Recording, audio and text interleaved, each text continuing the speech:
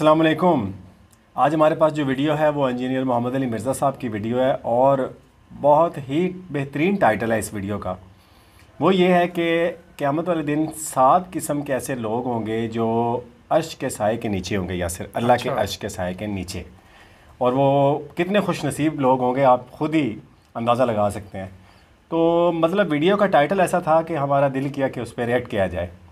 तो पहले वीडियो देखते हैं और जानते हैं कि वो कौन से ऐसे खुश नसीब लोग होंगे जो अल्लाह के अर्श के साए के नीचे होंगे क़यामत वाले दिन। फिर आप अलैहिस्सलाम ने फरमाया कि अलबत्ता 7 किस्म के लोग हैं जिन्हें अल्लाह के अर्श का साया नसीब होगा। पहले नंबर पे फरमाया आदिल हुक्मरान। अल्लाह ने अपने ऊपर अपनी तौहीद के ऊपर गवाह किया है इंसाफ करने वालों को, व उलुल इल्मि क़ाइमन बिल क़िस्त, अहले इल्म जो इंसाफ पे कायम लोग। आदिल हुक्मरान, चलें हम तो इस कैटेगरी में हुक्मरानी वाले मामले में नहीं, लेकिन इसकी आप कोरोलरीज बनाएंगे कि आप अगर किसी एक इलाके के ऊपर आपकी छोटी सी हुक्मरानी है, काउंसलर है या एमएन है, तो आप अपने उसके ऊपर अगर अदल करने वाले हैं, अलबत्ता जज जो है ना वो इसको प्रैक्टिस कर सकता है कि वो इंसाफ करे तो क़यामत वाले दिन अल्लाह के अर्श का साया हासिल कर। सही है, बेहतरीन। दूसरा फरमाया कि वो शख्स जिसने जवानी में इबादत कर ली, तौबा की रविश इख्तियार कर ली, क्या बात। दर जवानी तौबा करदन शेवाए पैगंबरी। बुढ़ापे में तो शेर भी शिकार करना छोड़ देता है, वो लोगों का बचा हुआ शिकार करता है। जवानी के अंदर इबादत करना ये मुश्किल काम है। क्योंकि माँ कहती है मैं दूध नहीं बख्शांगी, बाप कहता है तू जवानी की रोग ला ले, दाढ़ी रख ले, कहते रोग लगा लिए। कोई औरत पर्दा शुरू कर दे तो उसको डराया जाता है कि तुझे रिश्ता नहीं मिलेगा। अच्छा, क्या दुनिया में इस तरह तू गुजारा करेगी? ये प्रॉब्लम जवानी है। में जो रविश इख्तियार करे तौबा। तीसरा फरमाया कि ऐसा शख्स जिसका दिल मस्जिद में अटक रहा हो, ऐसा अटके कि वो यानी मस्जिद से निकले तो गोया जिसको कहते हैं ना मछली पानी से निकल आई है, दोबारा मस्जिद में जाने की कोशिश करे। वो तो बुखारी मुस्लिम में हदीस है कि जो शख्स नमाज के इंतजार में बैठा होता है वो भी नमाज के अंदर शुमार होता है, हालांकि बैठा इंतजार में। जबरदस्त जबरदस्त। तो मस्जिद में जिसका दिल अटक रहा हो तो उसको भी अल्लाह के अर्श का साया नसीब हो इंशाअल्लाह। चौथा वो शख्स जो अकेले में बैठ के अल्लाह को याद करे और उसकी आंखों से आंसू निकले, अल्लाह के खौफ की वजह से, उसकी मोहब्बत की वजह से। किसी के सामने नहीं, किसी के सामने तो माशाल्लाह आप देख रहे हैं कई उलमा टीवी पे आके रो रो के दुआएं करवाते हैं। तो अल्लाह ना करे कि कभी ऐसी नौयत आए कि हमें किसी के सामने इस तरह रोना पड़े। हाँ, एक ये है कि बंदा दुआ करवा रहा है, फिल बदी एक उसको तो दिक्कत तारी हो गई है। लेकिन कई आप देखते हैं वो स्टार्ट जो है ना वो शक्ल से बनाते हैं और वो स्टार्ट ही उससे लेते हैं सीधे चौथे गैरेज। और कई आप देखेंगे कि उनके आंसू नहीं निकल रहे, रो रहे होते हैं, आंसू नहीं निकल रहे होते। वो इसलिए कि वो रो नहीं रहे होते। वो कहते हैं जी, वो बुजुर्ग फरमाते हैं कि अगर रोना ना आए तो रोने जैसी शक्ल बना लो। मेरे यूट्यूब पे क्लिप भी है रोने वाली शक्ल बनाना। तो कहते हैं, अच्छा उसकी दलील वो देते हैं कि अच्छों की शक्ल भी अल्लाह को अच्छी लगती है। दलील है जी होती। फिर उनको वो सारी बातें भूल जाती हैं कि आपने रियाकारी नहीं करनी, एक्टिंग नहीं करनी, मुनाफिकत नहीं करनी। ये रोने वाली शक्ल आप जरूर बनाएं, लेकिन अकेले में बैठ के। पब्लिक के सामने जब आप रोने वाली शक्ल बनाएंगे और आपको रोना नहीं आ रहा तो आपके ऊपर मुनाफिकत का फतवा लगेगा सीधा सीधा। सही बात। हम नहीं लगाते, आप खुद लगा लें अपने। बेहतरीन तो बेहतरीन। चौथा वो शख्स जो अकेले में अल्लाह को याद करे और उसकी आंखों से आंसू। पांचवा वो शख्स के जिसे कोई आला नस्ब वाली औरत बुराई की तरफ माइल करे और वो अल्लाह के खौफ से रुक जाए, वाह, और वो कहे कि मैं अल्लाह से डरता हूं, मैं ये काम नहीं करूं, वाह, बहुत बड़ी बात है। वाह। उसे भी क़यामत वाले दिन अल्लाह के अर्श का साया नसीब होगा। और छठा वो शख्स के जो अल्लाह की मोहब्बत की वजह से किसी के साथ दोस्ती रखे। अच्छा, उसमें बड़े प्यारे अल्फाज हैं। वो जब भी उसको मिले अल्लाह की मोहब्बत की वजह से मिले, और जब भी वो आपस में इकट्ठे हों तो अल्लाह की मोहब्बत पर इकट्ठे हों, और जब भी जुदा हों अल्लाह की मोहब्बत पर जुदा हों। जिस तरह मैं समझता हूँ मेरे साथ जितने लोग अटैच हैं, हम जब कभी भी इकट्ठे होते हैं अल्लाह के लिए इकट्ठे हो रहे होते हैं। इस कैटेगरी में मैंने तो अल्लाह के शुक्र में मैं उम्मीद करता हूँ कि मैं भी अपने भाइयों से, ये मेरे भाई जो मुझसे दूसरे शहरों से भी मिलने आते हैं ना, वो फकत अल्लाह के लिए मिलने आते हैं। तो इस कैटेगरी में तो हम फाल कर सकते हैं बड़ी आसानी के साथ कि जब भी वो इकट्ठे हो तो अल्लाह की मोहब्बत की वजह से हो।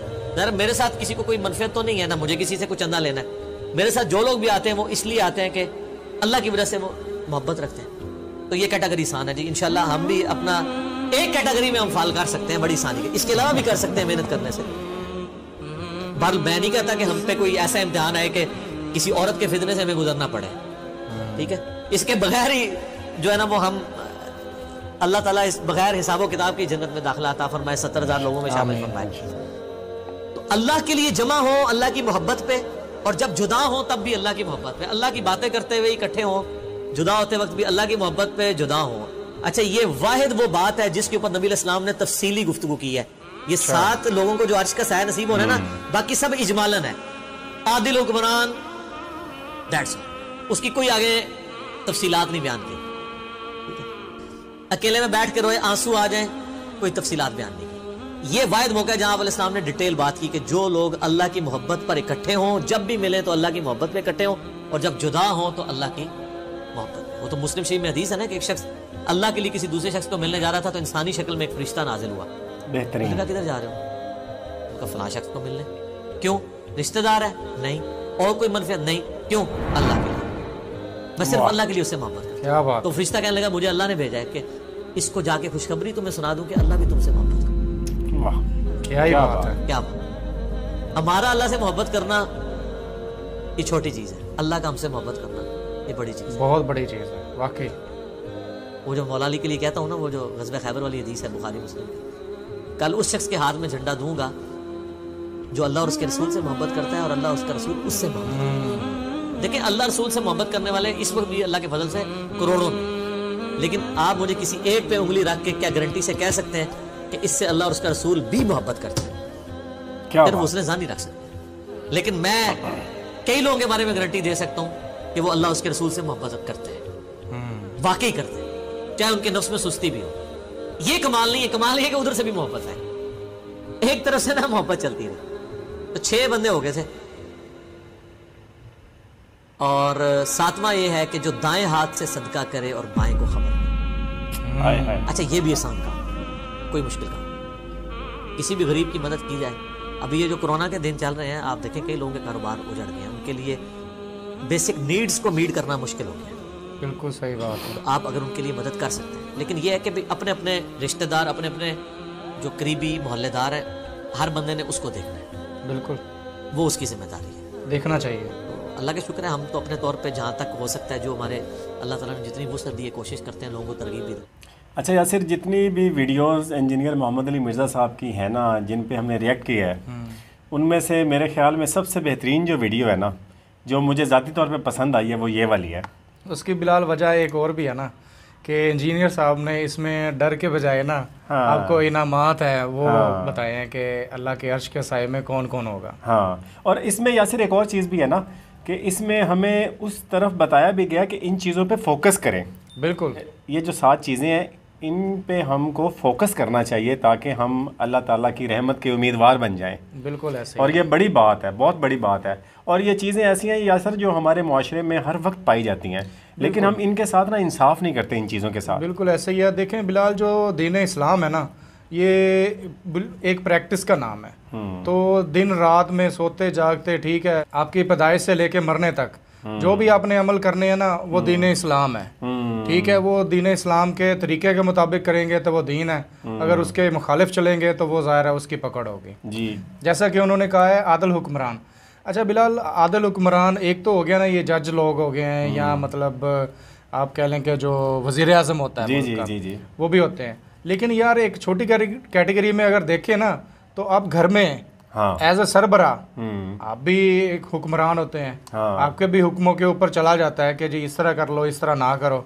ٹھیک ہے، تو آپ نے اپنے سے جو نیچے ہیں، آپ کی بیوی ہے، آپ کے بچے ہیں، آپ کے ریلیٹیو ہے، جہاں پہ آپ کی بات سنی جاتی ہے، آپ نے ان کے ساتھ انصاف کرنا ہے. اکثر ایسے ہوتا ہے یاسر کہ جو اپنے تعلق والا بندہ ہو اس کے ساتھ انصاف ہو جاتا ہے، اس کے ساتھ بلکہ ناانصافی کی جاتی ہے، کیونکہ اگر وہ رائٹ پہ نہیں ہوتا تو اس کو رائٹ پہ سمجھا جاتا ہے. بالکل ایسا. اور جو بیچارہ جس کا مطلب دور دور تک کوئی تعلق نہیں آپ سے، اس کے ساتھ آپ زیادتی کرتے ہیں. ایک ہمارے معاشرے میں نا ایک بہت عجیب سی چیز ڈیولپ ہو گئی ہے کہ جو بندہ ذرا کمزور ہوتا ہے نا، تو ہمارا زور بھی اسی کے اوپر چلتا ہے. ہمارا دل کرتا ہے کہ یار جتنا بھی قانون ہے نا اس بندے پہ نافذ کر دو. ٹھیک ہے، اور جو طاقتور ہوتا ہے اس کے خلاف ہماری چون بھی نہیں نکلتی. اور حالانکہ اللہ تعالیٰ نے تو فرمایا ہے کہ کلمہ حق جو ہے نا، وہ ظالم حکمران کے سامنے اگر بلند کریں نا تو یہ بھی جہاد ہے. تو ہمیں چاہیے کہ آپ اگر کوئی حق بات کریں نا تو وہ طاقتور کے سامنے کریں. کوشش کرنی چاہیے یاسر یہ جو ساتھ کی ساتھ چیزیں تھیں ان پہ بندہ عمل کرے. بالکل. اگر ہمارے سامنے کوئی مسئلہ آئے تو ہم اس کو انصاف کے پہلو میں دیکھیں یا اپنے جو رشتہ داروں سے جو ملیں صحیح طریقے سے ملیں. اس کے بعد آ جاتا ہے کہ آپ جو اللہ کی خاطر لوگوں سے ملیں, نہ کہ کسی مقصد کسی لالچ کی خاطر ملیں. عورت کے ساتھ جو برائی ہے وہ اس سے بچیں. مطلب یہ ایسی چیزیں یاسر جن سے ہم بچ سکتے ہیں اور ہر بندہ ان سٹیجز سے گزرتا ہے. ہر انسان کی زندگی میں ایسے موقع آتے ہیں جو ان معاملات سے ان کو گزرنا پڑتا ہے. بالکل, یہ اللہ تعالیٰ کی طرف سے ٹیسٹ آتا ہے ہر بندے کے اوپر. اب ڈپینڈ کرتا ہے ہمارے اوپر کہ اس ٹیسٹ کو ہم ایز اے ٹیسٹ لیتے ہیں, اللہ سے خوف کھا کے اس سے بچنے کی کوشش کرتے ہیں, یا اس کو جس طرح کے انسان میں کمزوری ہے کہ وہ خطا کر جاتا ہے. تو ان چیزوں سے بچنا چاہیے. اب دیکھیں اس کے ایڈوانٹیج کیا ہیں بلال. جی بہت بڑے ایڈوانٹیج. دیکھیں کہ عرش کا سایہ وہ بھی قیامت والے دن. اب اور قیامت اس کو ہم ڈیوائن تھوڑا سا کرتے ہیں نا کہ قیامت والا دن کیا ہوگا, پھر ہمیں پتہ چلے گا کہ عرش کا سایہ اصل میں کیا چیز ہے. یہاں پہ یاسر نبی بھی اپنی ذات کے لیے مانگ رہے ہوں گے کہ یا اللہ مجھے بخش دے. اس دن اگر آپ کو اللہ تعالیٰ کی رحمت نصیب ہو گئی تو وہ تو بہت بڑی کامیابی ہے. بالکل, قیامت والا دن جیسا کہ سب نے سنا ہوا ہے, حدیث سے میں ملتا ہے کہ وہ 50,000 سال کا ایک دن ہوگا. ابھی جو ہے نا ہمارا حساب ابھی شروع نہیں ہوا ہوگا, ٹھیک ہے, تو سارے بندے ویٹ میں ہوں گے, اور وہ جو ویٹ کرنے کی جو تکلیف ہے نا وہ بڑی شدید ہوگی. اور کہتے ہیں کہ سورج جو ہے وہ سوا نیزے پہ ہوگا, کہ بالکل آپ کے یہ والی قریب ہوگا. گرمی برداشت نہیں ہوتی, گرمیوں والی, اور وہ والی گرمی کتنی شدید ہوگی. اور اس میں دیکھیں میں نے یہ بھی سنا تھا ایک جگہ پہ کہ جو بندہ پریشانی میں اپنے نہ منہ میں انگلی دے گا نا وہ پورا ہاتھ ہی کھا جائے گا. اور کئی لوگ جو ہوں گے وہ پریشانی سے اپنے ہی پسینے کے اندر نا وہ ڈوبے ہوئے ہوں گے.